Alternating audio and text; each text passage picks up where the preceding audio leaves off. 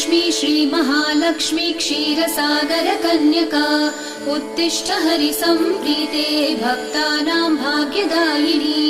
श्रीलक्ष्मी श्रीमहालक्ष्मी क्षीरसागरकन्यका उत्तिष्ठ हरिसम्प्रीते भक्तानां भाग्यदायिनी।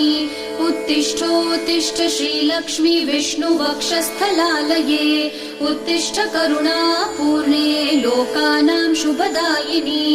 उत्तिष्ठोत्तिष्ठ श्रीलक्ष्मी विष्णुवक्षस्थलालये उत्तिष्ठ करुणापूर्णे लोकानां शुभदायिनी।